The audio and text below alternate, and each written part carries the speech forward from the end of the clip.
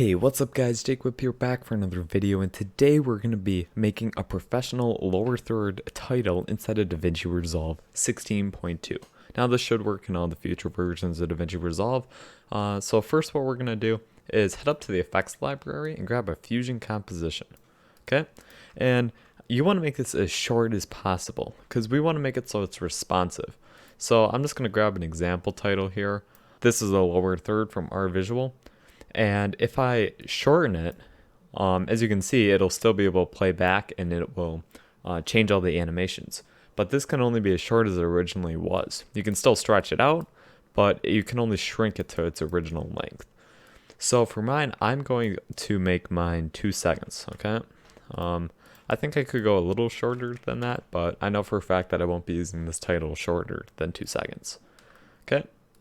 And then I'm going to jump into Fusion. Now, inside Fusion is where I'm going to design my whole title here. So first what I'm going to do is make the frame around the title. So I'm going to use a rectangle for that and a background node. Then I'm going to drag down another background node and connect those up, having the second background as the background. And you can switch the foreground and background by using Control-T on your keyboard, just like that. Then in the background 2, I'm going to make that transparent. In background 1, I'm going to make that white, but you can make that any color that you want. Next, I'm going to change this to the size in which I want, and then I'm going to add a corner radius to this. Okay, and I'm just going to do the max amount. Alright, so make that the size that you want. Alright, so now that that is done, we're going to add the title. So I'm going to make a punch out title. So what that means is the text is going to punch into the rectangle here and be transparent, so that if there's a video behind it, you can see the video. So how I'm going to do that is drag down a text node and make that as a mask on the merge. So let's do Davinci Resolve tutorials. Alright, so now that that's done, as you can see, it's getting cut off on the edge, and that's where the rectangle is. So how we're going to fix this is actually come into the text and just make it a little smaller. That simple. So this isn't what I want. This is actually the opposite of what I want. So inside the merge, if I go over to the settings, I'm going to do apply mask inverted. So now if we zoom into this, as you can see, there's the transparent grid behind the text. Alright, so now we're going to begin animating this. So first I'm going to animate the text. So how I'm going to want to do this is I'm going to jump forward, let's say 15 frames. I'm going to add a keyframe under the layout on the text and go back to 0, and I'm going to move the text over just like halfway, just like that. So now as you can see, that moves across, and if I go up to the spline, drag this over, I can hit zoom to fit up here, so that way if it's like off the screen or something, it'll bring it right there for you. I'm going to select this keyframe, hit F on my keyboard, then if you hit T, I can adjust the ease in, and then I will bring the ease out all the way down on this one. So now as you can see, we have a nice smooth animation. I'm actually going to bring the ease in up a little more, just like that. Okay. Now that that's done, I'm going to bring this background down and I'm going to merge it up again a second time and switch the inputs again. So this looks the same, but now I'm going to bring down a rectangle, and if I hook this up, I'm going to bring just the position all the way over to 0 on the X. That's wrong. There we go, 0 on the X. And now if I adjust the width, I'll just bring it all the way down so that it just cuts it off. Add a keyframe, and then when the text comes all the way back, I will go to that frame and bring the width up so that it shows the entire rectangle. There we go. And now if I view the rectangle in the spline editor, I'm going to do the same thing that I did on the text.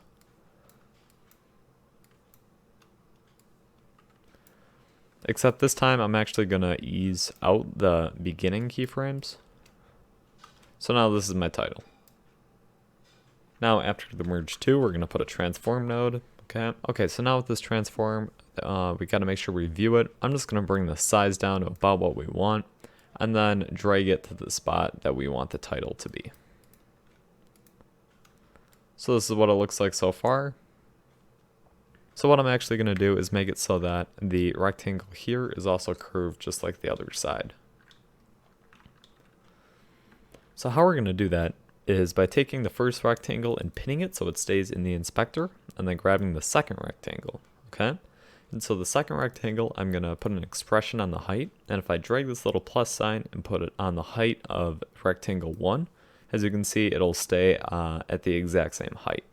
Now I can adjust the corner radius all the way back up to 1. I'm going to unpin the rectangle 2. Now if we watch this, it has the nice corner radius. Okay, so now we're going to make the outro, so you can just go to the end and then minus the amount of frames that the animation took and repeat the same steps. Alright, so this is my title so far. So as you can see, that looks really nice. So one more thing that we're going to add is motion blur. So in the text, if I come up to the settings and check motion blur, I'll bring the quality up to 10 and the shutter angle up to 360. So now as you can see, that's a nice motion blur. We can also do this in rectangle 2 and bring the quality up and the shutter angle up as well. So now if we watch all this together, alright, so now if we watch this, as you can see, that gives it a nice look. So next we're going to make it so that we can stretch it to be as long or as short as possible. So I said that I wasn't going to make it go shorter, but I'm going to do it just in case you guys want to. So what we're going to do is make this actually 30 frames long. Okay, so if I go into the edit page, we're going to make this 30 frames long. So if I check all of the stuff in the spline editor, and if I go to 30 frames on my timeline here, so I'm going to select the keyframes and then hold shift on my keyboard so that they can't move up and down. I'm going to drag it so that they're all right next to each other, so that by 30 the animation is done. Okay, and then we're going to go back to the edit page, and if you do Control D, you can change the duration. So if it's 24 frames a second, that means that I'm going to want 1 second and 6 frames. So now if we go back into Fusion, as you can see, the animation is done. This is going to be really fast, as you can see. So we have 2 break frames in here, which is kind of what we want. Alright, so now after the transform, we're going to add in a keyframe stretcher node. Okay, by the way, shift space to open up that little window there to search. And so we want to grab our source end time and put that in here, so 29. And then we're going to do the stretch start to 15, which as you can see, there's no animation happening in that frame. And then 17, which is the frame before the animation starts. Okay, now that that's done, pretty much what it's telling you is to only stretch the keyframes in between 15 and 17. So the edges are pretty much locked and they're not going to change at all. So as you can see on the edit page, the animation is the same, but let's say we drag it out a little bit longer. Alright, so now that we stretch that, as you can see, the animation stay the same length, but then there's a gap of time in between them, which is exactly what we want. Okay. Alright, so I just undid that, and then if I come back to Fusion here, we're going to save this as the preset. So we're going to make this so that you can change all of the properties directly on the edit page, which is extremely helpful. So what I'm going to do first is figure out the properties that I want to change. So first I'm going to want to change the corner radius, and since that affects things on both of the rectangles, I'm going to pin it. And in the rectangle 2, I'm going to add an expression to the corner radius and tie that to the first one. Okay, so now all I need to do is put in the one setting and it updates both of them. I'm also going to want to change the text, and then I'm going to want to be able to adjust the transform to play around where the title is at. So now I'm going to select it in the order that I want it to appear in the inspector. So I'm going to want to have the text first, then I'm going to want to have the rectangle, and then I'm going to want to have the transform. Now that that's done, what I'm going to do is just go through and select rest of them by holding down shift, right clicking, and then doing macro, create macro. Okay. Now in here I'm going to adjust my title, so I'm going to do, I have a full tutorial on how to make macros if you guys want to go check that out, but I'm going to try to explain most of it in this tutorial for you guys so you don't have to go to multiple videos. I will have this title available for download on my Patreon page, so if you guys want to go check that out, there's a link in the description to this post. So now inside the text, what I want to do is I want to be able to adjust the text, I want to be able to adjust the font and the color, and also like the tracking, which is like the in-between character spacing, if you did not know. So for that, I need to do stylized text, I need to do the font, I need to do the style. If I go into the text node here, I can show you what each of these is. So stylized text, that is where you do the text.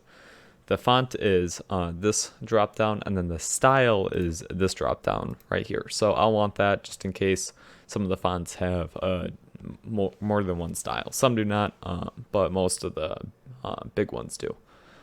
And then I also want to be able to adjust the size. So now I want to be able to adjust the color. So I have to do the red one, the green one, blue one, and alpha one clone. And then if I adjust the size, I can do that as well, and then the tracking. Okay, so now if I come down to the corner radius, I will click that. Now I'll just minimize the rectangle, then go into the transform one and adjust the center and the size. Now that that's all done, that's everything that I want to adjust. You guys can go through and find all the settings that you want to adjust in your macro. I'm just going to hit close, and then it asks if I want to save it, and I want to hit yes. Now it'll bring up my file explorer, and I will go back or up a directory, go to templates, go to edit, and then go to titles. Okay, and as you can see, I have all my titles here, and if I just hit save, it'll minimize the drop down. And now I just have to restart Fusion for this to take effect. Alright, so I'm now back in Davinci Resolve, and let's jump over to the edit page to see how our title turned out. So now if I come over to the titles in the effects library, I can just search for my professional lower third, and if I drag that down, alright, so now that we have the title, it imported it as 5 seconds, that's a good length, and you can automatically adjust it to be shorter, and as you can see, that updates. And it just takes a little bit to render, but it also it'll go away at the end. So now we can adjust the settings. So I could change this so I just changed that to professional title, and now I can change the font. So let's just go find a font. I'm just going to do Agency FB. And now if I change that to regular, which is the style that I prefer, I'm going to up the tracking. Since the tracking actually makes it look like you've added spaces, I'm going to add a second space in the title just to make it look like there is actually a space there. I'll bring the size up a little bit. And now I can also adjust the position, so if I want to bring it a little farther away from the edge, I can do that. So one thing that I realized in making this is I actually put the wrong settings that I wanted into this. So I would like to be able to adjust the color of the rectangle here, and as you can see, I put the color of the text on accident, which makes no difference because it is going as a mask. So yeah, that makes no effect no matter what color it is. So what I should have done was, like, if we come into the Fusion composition here, I should have checked all the stuff for the background node. But there you have it, guys. That's how you make awesome title templates / professional lower third title. If you guys enjoyed this video, please give it a like and also subscribe to my channel for more content like this. Once again, if you guys want this title that I made in the video, you guys can go get that in the description from the Patreon page. I will update it though, so that does have the color of the rectangle for you. And that's it for today, and I'll see you guys next time.